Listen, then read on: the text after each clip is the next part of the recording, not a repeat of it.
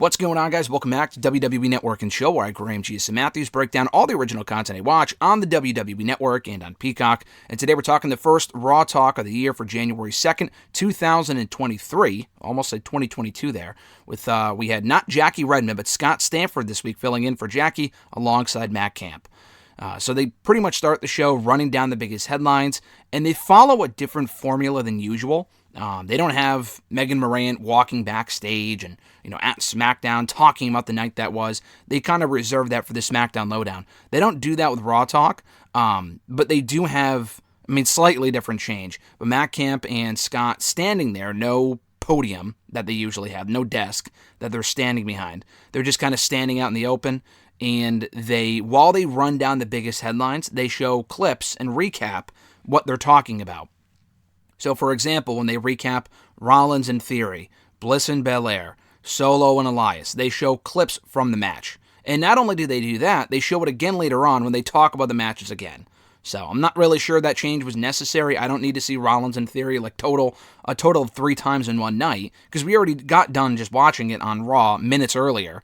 So to replay it from then, and then again later on in the show, was a little unnecessary. But anyway, they recap Drew and Sheamus making the save for Elias and promoting the Usos, McIntyre, Sheamus tag team title match for SmackDown on Friday. Backstage, we get right into the first interview with Byron Saxton and Sami Zayn. Sami tries to tell the Usos off camera, and they weren't there at that point, but he tries to pretend they are, that he'll meet them at Waffle House after he's done with the interview. And Byron basically asks, do you feel your message was sent with what the Bloodline did on Raw? He says, not only do I feel the message was sent, I don't understand why people keep asking me about other people. Whether it's Roman Reigns or the Bloodline or Kevin Owens, he's sick of being asked about Kevin Owens. He doesn't like that. And then he asks Byron, why do you keep doing this? And Byron says, well, I'm just doing my job. And he asks Byron, well, do you respect me? Byron says yes. He says, are you a fan of me, Byron? And Byron was hesitant, but he said yes as well. And then he asked him, does that make you feel Usi? Do you feel Usi? And Byron was also hesitant to say that he was feeling Usi, and Zayn says, well, you're just a fucking nerd. He doesn't call him a fucking nerd, I'm just throwing that in there, but he calls him a nerd, why would you say that? And that was it. So Zayn, very entertaining as always.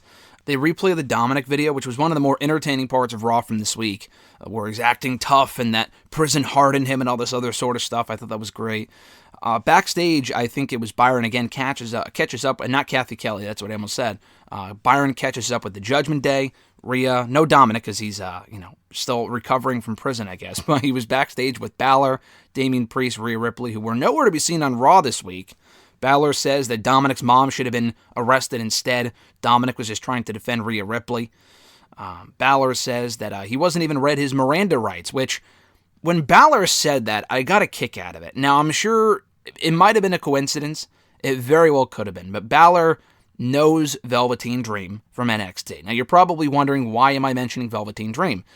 A video came out a couple of weeks ago of Velveteen Dream being arrested from, I think, earlier last year or maybe in the summer. It was from 2022, obviously. It's only the fucking second, third day of 2023. But the video made TMZ, and he said at least 50 times, he was obviously inebriated. He wasn't, completely there during the video. It's pretty fucking obvious. He just says, I wasn't read my Miranda rights. Where are my Miranda rights? All this other sort of shit. So he keeps talking about that, blah, blah, blah. And Balor mentioning that here, because I haven't heard anyone else in WWE talk about their Miranda rights, at least in the last couple of years, if not ever. So the timing of Balor's comment there, again, I don't know if he was friends with Dream, doesn't like Dream, or he was just trying to take shots at him. I don't know, but I thought that was pretty funny. Whether it was a coincidence or not, I thought it was funny he brought that up. It would have been funny regardless. But anyway, Rhea Ripley calls the Street Profits losers. I guess that feud isn't over yet. She also tells Akira Tozawa to keep running scared, because she asks, where was he tonight? Probably still running scared after I beat him on Raw 2 weeks ago. Back in the studio, they recap the Dexter Lumis win over Chad Gable. Chad Gable tells Byron Saxton backstage that it technically isn't the new year yet, or rather says that to Kathy Kelly. And says that, what are you, dense? It's not the new year yet. The Chinese New Year hasn't happened yet. For the Chinese New Year, it's going to be the year of the rabbit. And he says that American Alpha are tortoises, the classic tale of the tortoise and the hare, and that it's going to be the year of Alpha Academy.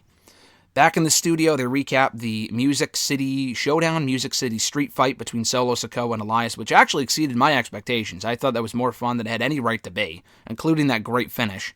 They also replay the finish to the Theory and Rollins United States Championship main event, with Theory cheating to beat Rollins and retain the title. Matt Cam says that Rollins would have done that exact same thing that Theory did a few years ago, if not a couple of months ago. Let's be fair here. Rollins has only been a babyface, quote-unquote, for a couple of months now.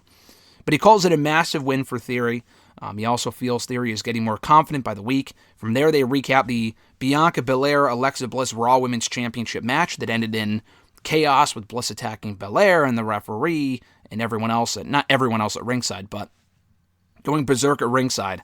And basically the match being called off to a no contest. Matt Cam says that Bliss might be in more control than we realize currently.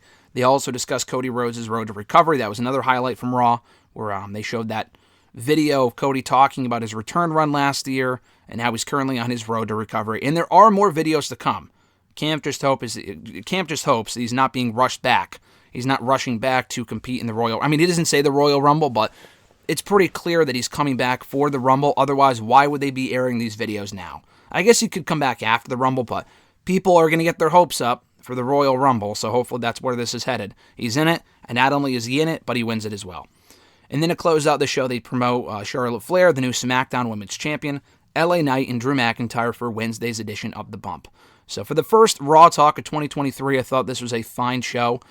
Slightly different format than usual, as I mentioned. I don't know if that's here to stay, but we'll see. Doesn't really make much of a difference either way. But the interviews this week were very entertaining. We got to hear from Alpha Academy, Judgment Day, and Sami Zayn. All three interviews were great, but unless you didn't watch Raw and you want to catch up via Raw Talk, just watch the interviews with the talent on WWE's YouTube channel. They kind of compile all the interviews from the show, all the original content, and put it in one video on their channel. So check that out when you get a chance.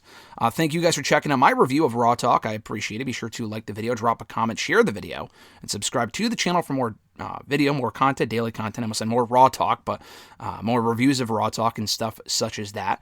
Have a great one, guys. I'm Graham G. Matthews. Happy New Year again, and I'll catch your ass down the road.